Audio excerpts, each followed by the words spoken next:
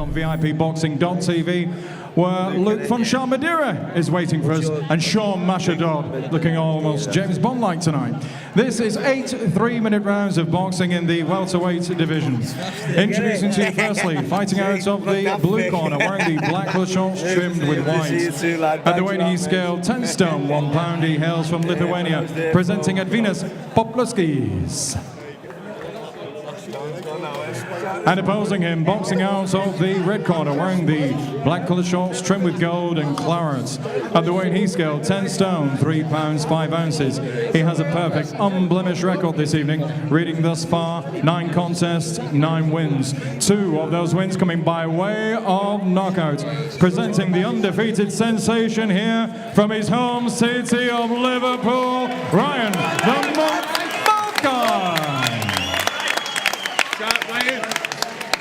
Timekeeper at the bell, Phil Morris. Referee for this, the final contest, is Mark Lyson. 8 3-minute rounds.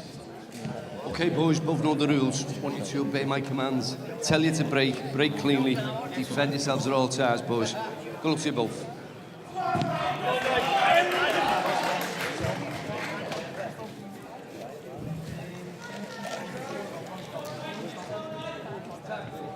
Circles out, round 1.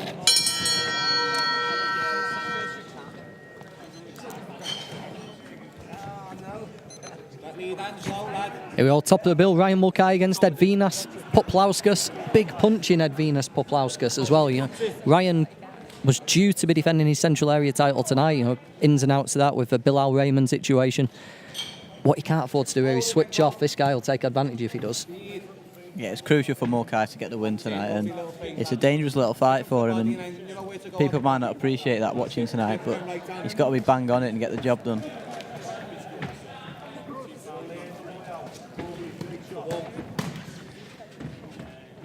Yeah, Puplauskas, he's not just got stoppages in his home country, you know, he's been over here a couple of times, stopped a couple of unbeaten kids as well, so he can obviously fight. You know, he's obviously not just a built-up name, one of these guys who gets the record built in gyms and inspiring sessions.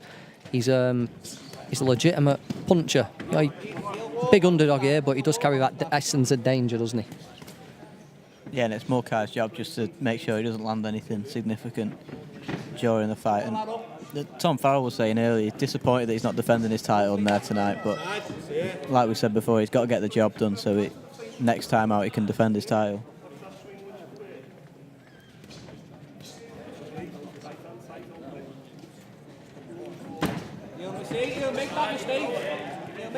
Big year all for Ryan, hasn't it, Chris? You know, he's like come to prominence, hasn't he? He's someone who people in Liverpool have known about for quite a while.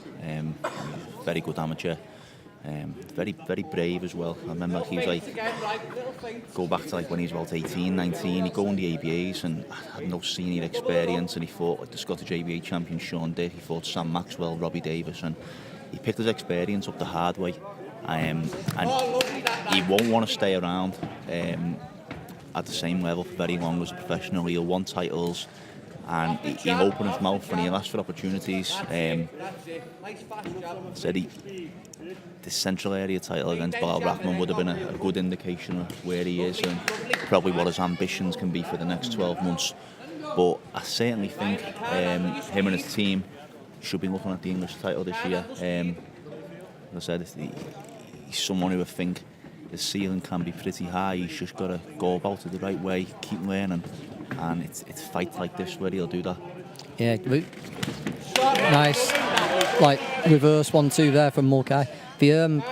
When the Bilal fight was being talked about and scheduled initially, I thought it was probably the best small hall show in the Northwest for the remainder of the year. I think it would have been a good fight for them both. I think Mulcahy would have been a favourite, but Bilal's style, his size, and when he gets into his flow, he's good. I thought it was a cracking fight. I'm disappointed it didn't happen. You never know, it may get remade maybe for the English title some point next year, but I think it'd be a shame if it slipped by. I think the only person who's probably more disappointed than us two, John, that the fight didn't happen was Ryan himself. Yeah.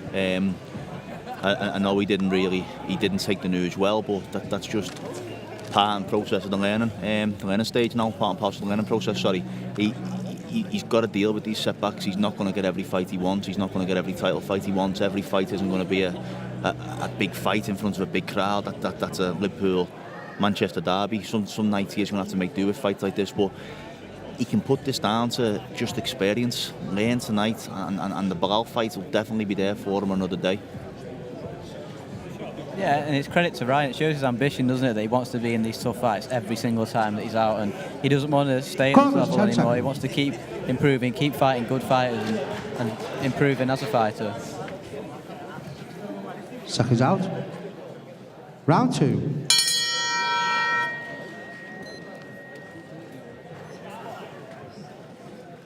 He's a lot more patient as a professional.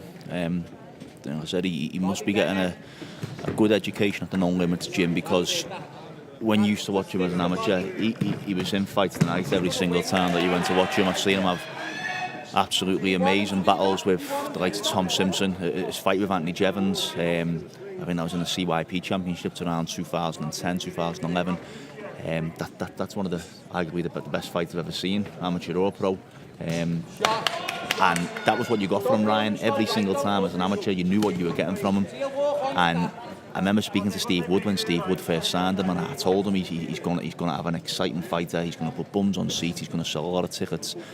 But he's sort of matured. He can still fight when he needs to, but there's a lot more patience in him now. And if he can just keep learning that every fight hasn't got to be a war, and he's shown that so far in his career. So if he just keeps learning, keeps picking up this experience, then we'll see where it goes. It could be a good journey for Ryan Mulcahy. I like about him, he might have patience, but he's got a bit of flair as well. When you saw him fight Andy Keats, he's got the angles, he's got the imagination, hasn't he, to put unusual combinations together and do the little things that some prospects just can't do. Ryan can do it. He's similar to someone who you know very well, John, Jazza Dickens. When Jazza was young, he wouldn't just stay in one gym. Tom Stalker used to do the same thing as well. He'd go and get sparring everywhere. He'd go to Golden Gloves, he'd go to Solly, and that's what Ryan done. He didn't really stay in the same gym for very long periods. He was in Long Lane, he was in the Evan Red Triangle, Knowsley Vale, all good clubs, and he improved in every single one of them. He was getting good sparring in every single one of them. He's someone who's never going to settle. He always wants to learn, he always wants to be the best he can be. And that's a good quality to have.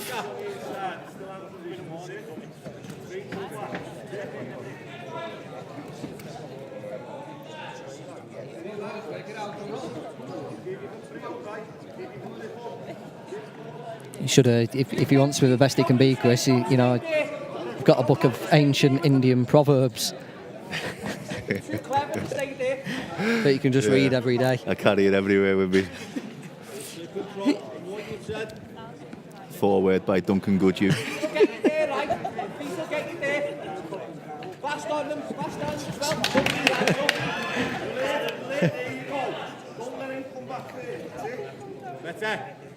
Last jab. It's not as if Ryan is in desperate need for a big fight either, is he? He's done well the last 6 months of the year. He's had 2 meaningful ones. Keats, I thought he was brilliant against Keats. Wager hurt him though, and he had to show something else in that fight. He badly hurt to a body, I think, a couple of times, and he had to bite down and fight. So it's not as if he's been desperate for a big fight. He's had a couple this year, so I think he can afford this. I think Keats has just come back and had a good win against Ryan Fields over in Yorkshire. So, like I said, it does show you the level Ryan's operated at. But like I said, I totally agree, John. There's no need to rush him, but I do think Ryan will want to be fast-tracked, especially with how things are in British boxing at the moment.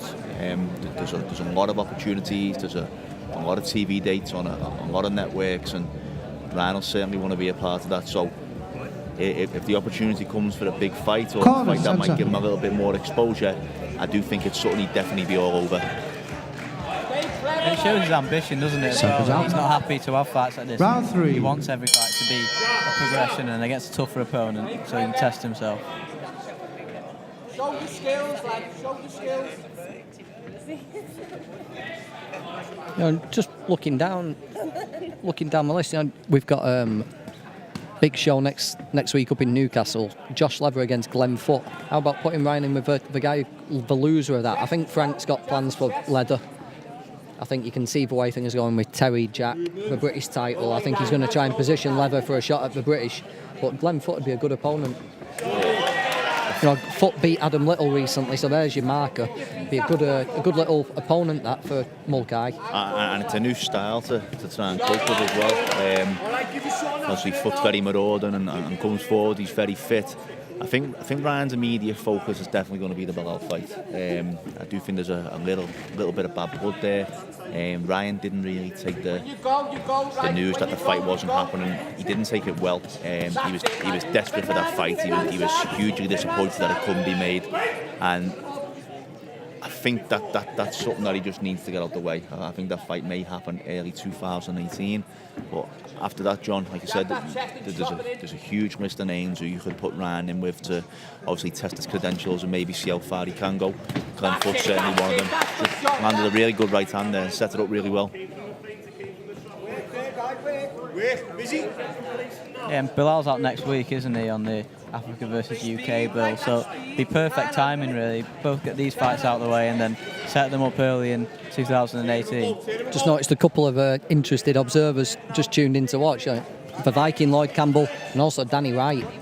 You know, Danny Wright's incredible talent, isn't he? At 140, just another name to add to the list. Yeah, but I think Lloyd Campbell and Ryan, I think they're actually obviously acquaintances. I think they'll know each other from Dave Thompson's gym well. They'll certainly know each other from Knowsley Vale. So I think that possibly would be a stumbling block. Wasn't Lloyd due to be on this show tonight? Yeah, Lloyd was due to fight tonight. One thing and another. Also, Tom McGuinness, another 140-pounder, was due to fight tonight. The list's endless, really. That's it.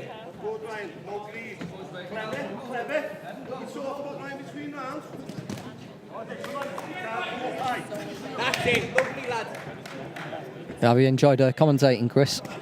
Hasn't been too bad. Enjoyed myself. Had good company. It's good speaking with Masha Dodd. As I said, it's got some really good insights from him. First time I've caught up with Masha in a long time, so it was good. Just to see him doing well. As I said, I had a private word with him at the end. Just congratulating him on his recent win. I said it wasn't really a fight that I wanted to see. I said Tom Stalker and Masha, both friends of mine, and unfortunately had to be a loser in that fight. But I'm sure Tom wishes that all the best for Masha moving forward, and I certainly do. I hope he can nail a few more big fights and keep proving people wrong. You enjoy your time with Foz? Not really, no. No, he's poor, isn't he? I just, I don't know, just... We outed him though, didn't we, as the chicken monster? The chicken, yeah. I think we need to give him appraisal, similar to the one that David Brent give Keith that time. So we need to get him over to ask him to describe his strengths. Yeah. And how would you like to be remembered, Chris, after your stint on commentary? Just simply as the man who put a smile on all we met.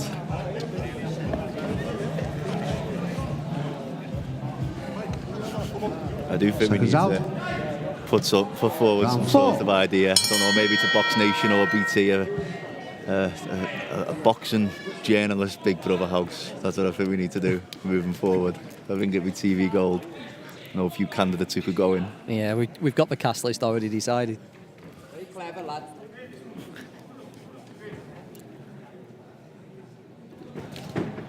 That left you plenty bunches in, mate. Time it, perfect. Lovely shot. Someone just commenting on the Facebook stream that they heard Foz and decided it was time for a whiskey. I wonder who that could possibly be.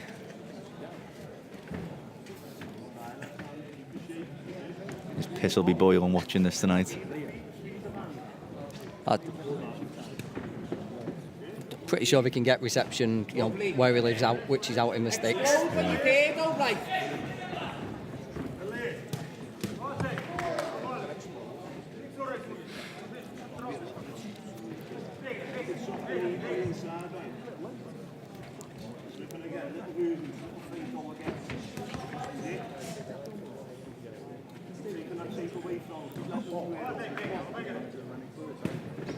He's being really patient here, and he's setting traps. It's the one where he's going to bring the left hand up and come straight back with the right hand. Just put into an uppercut there.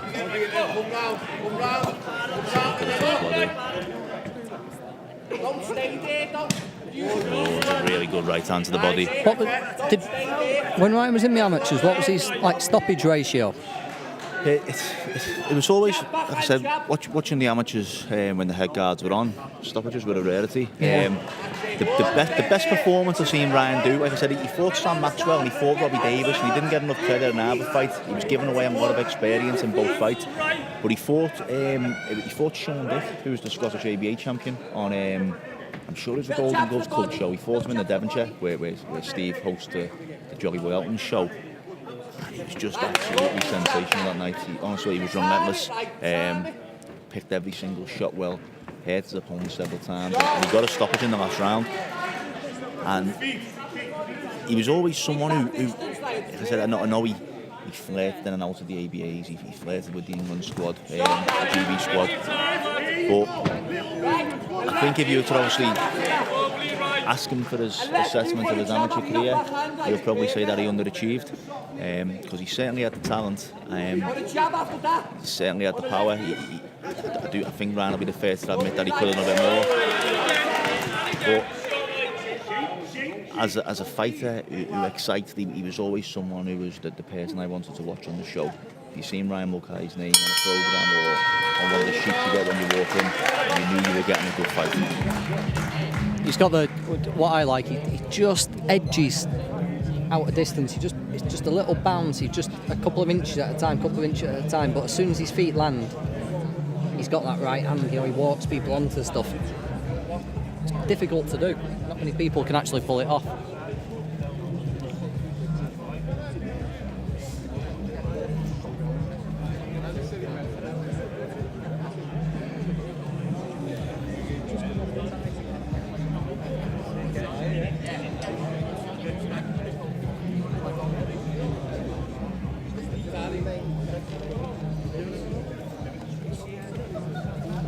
Corners, 10 seconds.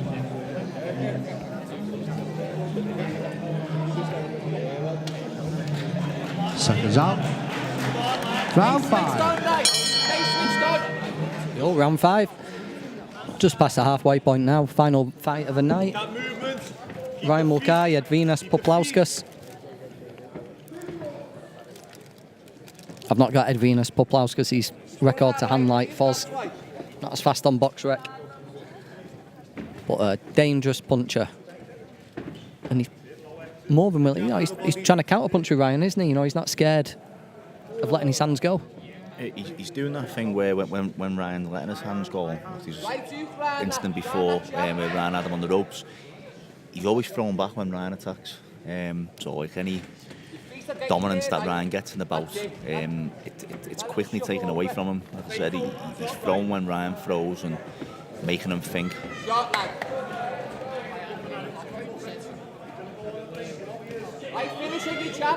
He's good to watch, isn't he, Mulcahy?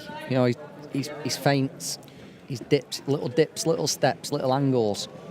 He's someone I predict will do well once he gets a bit of TV exposure. I really think he'll do well, because he's a good talker as well. Like I said, he says the right things, and as we touched on earlier in the broadcast, he does want the challenges. I do think once he does get that chance to obviously have that breakout performance and get exposure on whether it be BT or Sky Sports or even ITV, when that chance does come for Ryan, I do think he'll grab it with both hands and he'll become a more popular name the way other fighters have done. Lovely clock, stand right. Lovely, keep that distance, stop. That's it.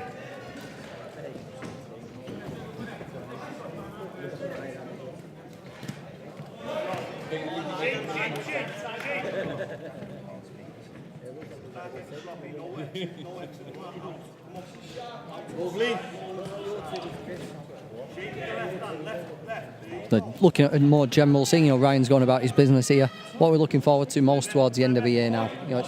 I think it's been a hell of a year for boxing so far. Yeah, it's Obviously for you, Chris, it's Hay and Bellew, the rematch. Yeah, just like I said before that, you still got plenty of good fights. Obviously, that's the way the year's probably gonna probably finish with a bang.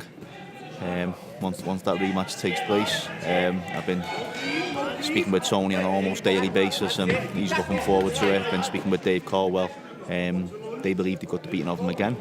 They done what many people thought was the impossible first time around, and I think that's given them a little bit more confidence moving forward. Probably expecting a better version of Hay, a lighter version of Hay.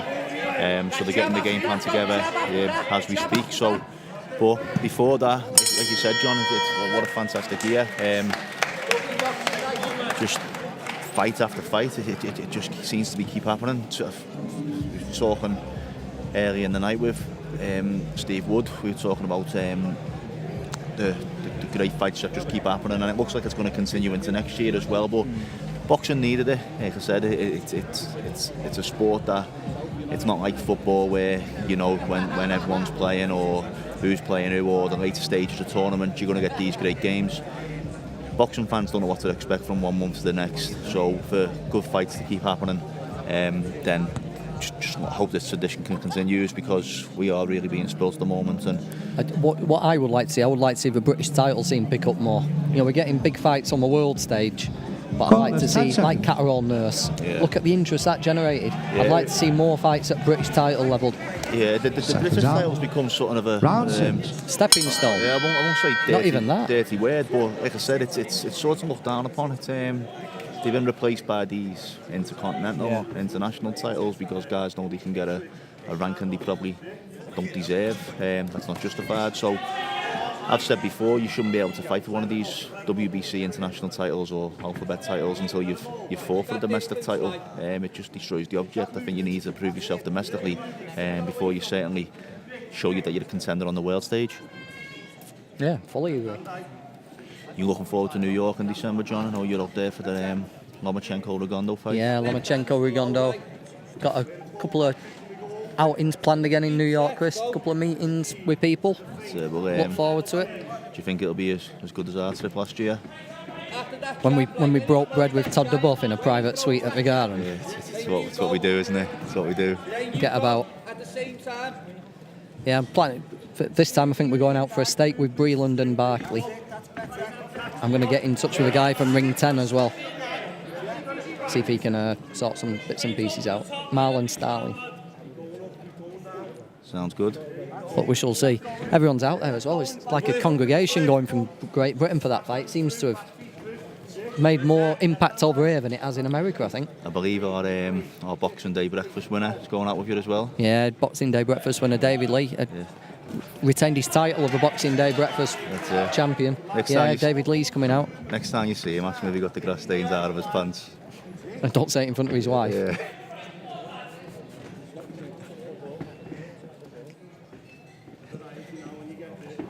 Right hooks the body, right.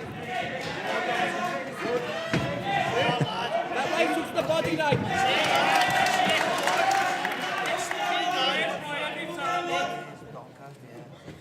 Shot right. Nice right hand there from Puplauskas. Oh, Mulcahy straight back with a bit of work to her body. I forgot to mention, Chris, it's a nice tie you've got on today. Thank you very much. Where do you get it?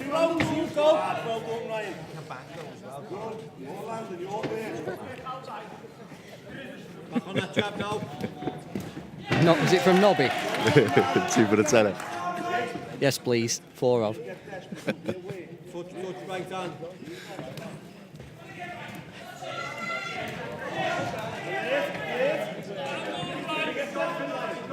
Keep that distance, right. Don't stay there. Now work right.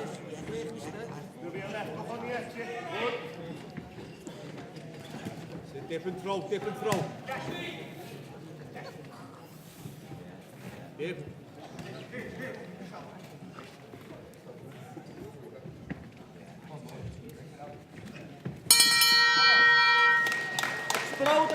Good, solid opponent, this guy, isn't he? It's not unexpected at Ryan. Just seems to be not running out of ideas. You can tell he's got Ryan's respect as well. He's trying new things, Ryan, though, which is good.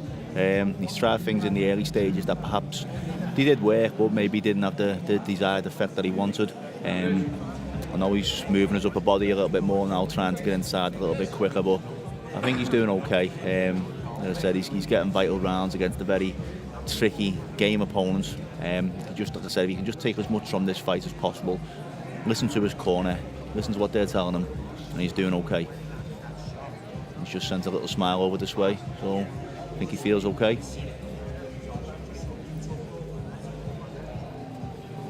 Corners, 10 seconds.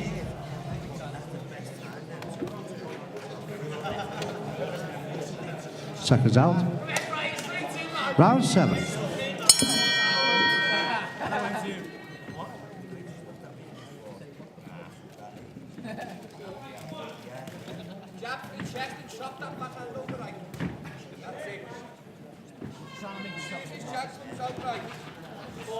I think I like. I've said it a few times, but another thing I like about Mulcahy, there's always something to watch. You know, whether he's got his hands up by his ears, trying to move his head and dip his way in, whether he's feinting to draw a lead, whether he's going back and countering. He's always trying something new to try and make an opening, isn't he? He doesn't just fall into a pattern of following someone around the ring. Like I said earlier regarding his experience, he's settled in no limits now, but to get to no limits, he's been through a number of gyms and he would have picked up a lot of stuff. He's very schooled. Like I said, he didn't really spend much time in a gym for a long period. It's the first time in his career that he's probably been settled now, what he is in no limits, and he's taken everything he's learned and learning stuff that he's being taught by his coaches there. He's got a lot of variety, and like you said, John, he will try new stuff. He's not afraid to try nothing. He does. Like that. Like I said, we tried to. If you looked at his defence early in the fight, he was trying to parry with the left hand and then come back with the right. Now he's moving his body on the way in, dipping in and out like he's doing now. Well, 3 or 4 times in this round alone, he's just switched his body and switched his feet, looking for angle for that left up to a pit of a stomach. Again, just switching the angle.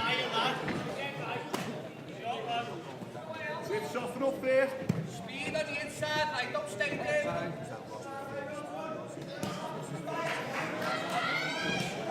What do you make of first night in this venue? I think, won't mind me saying, we probably would like to have sold more tickets, I think, for tonight. What do you reckon about this? I think it's like a modern version of the Olympia, isn't it? It's something the city's desperately needed. Yeah, what's the capacity, John? Do you know the full capacity? What's capable of holding? I think someone mentioned 1,500 on the seated area up there, so build a good show behind it. Yeah, Be decent following. Wonderful show. 1, 2, 3, 4, 5. What a shot that was from Mulcahy to the body. 7. Yeah, come out of nowhere as well. Yeah. Shot I wasn't expecting. You've got to take your time. Go the head and then go back to the body. Don't go to the body straight away.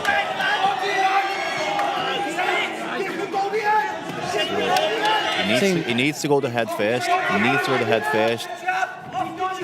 Like to see him just the step around to the right he's been doing throughout this round. I'd just like to see him do that now.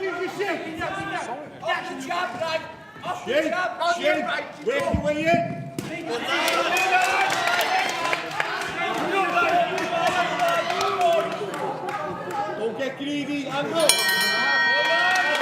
be satisfied with his work in that round.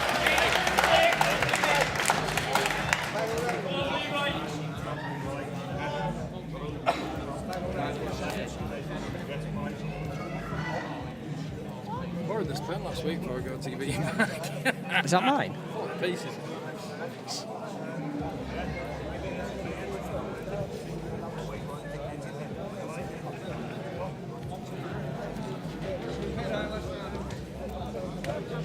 What do you think he'll do going out for this final session, John? Do you think he'll look for the knockouts, or do you think he'll just make... I was just, before Michael Pash rudely interrupted me with a pen, I was just trying to listen to what Danny Withall was telling him, and he said that was good, but everything was coming from... And then Mike interrupted me. So I wonder if it was just coming from a little bit of head movement. So whatever he did before he landed the body shot, I think he's going to try and work on it a little bit more. Maybe it was like feints, just moving his head to slip inside. I don't think he's going to go hell for leather for a knockout. I think you gain more from just going over what you've been doing in the gym and doing that.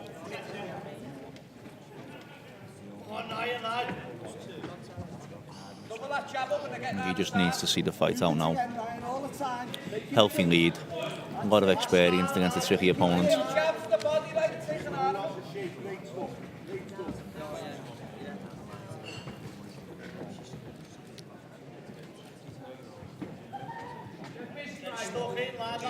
Just trying to draw a feint a minute. Yeah, Danny just telling him to come left and right, move his head and off to the side.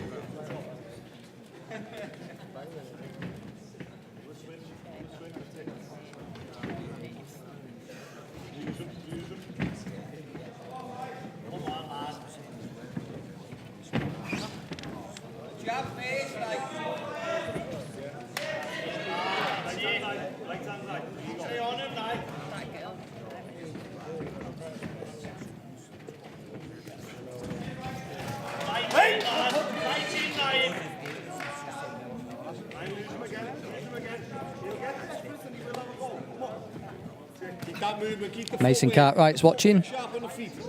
Good explosive fighter, Mason. He's very happy with Ryan tonight. Boxing lovely, taking his head off centre all the time. Mason's got another outing before Christmas. Both just trade left hooks there. Yeah, Ryan doesn't need to do nothing stupid now. Puplauskas just got there with that one, didn't he? Taking an unnecessary shot.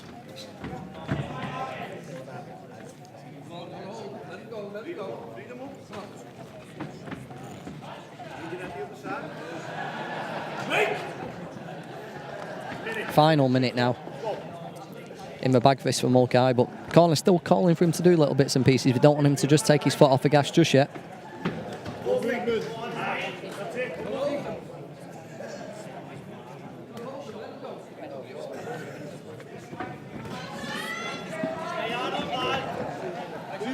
That's beautiful.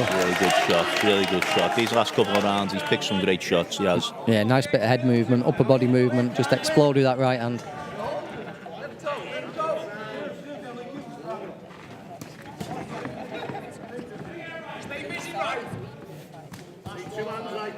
Feet.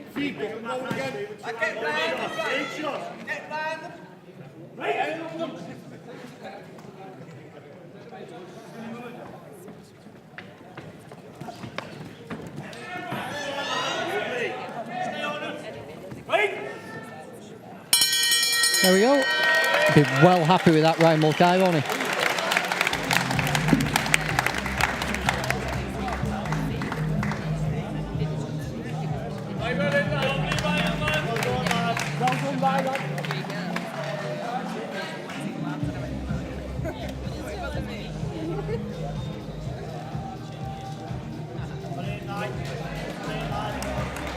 MC Michael Pass just making his way up to ring now to give us the official announcement. I'd be amazed if it's anything other than a 80-71.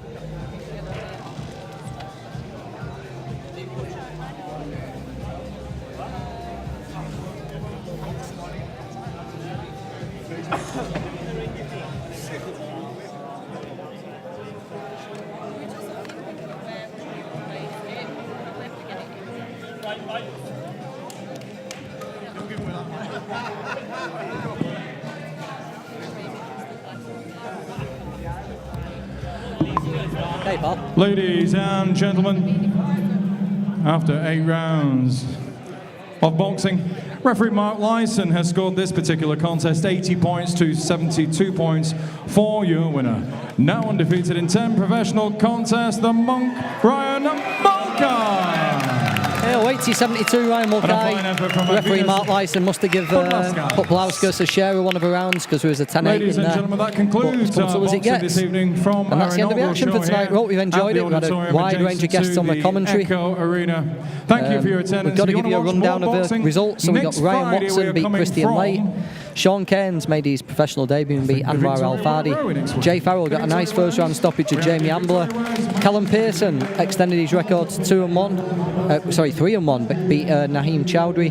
Nathan Bennett, quite impressed with tonight, weren't we? He beat Andre Sieper.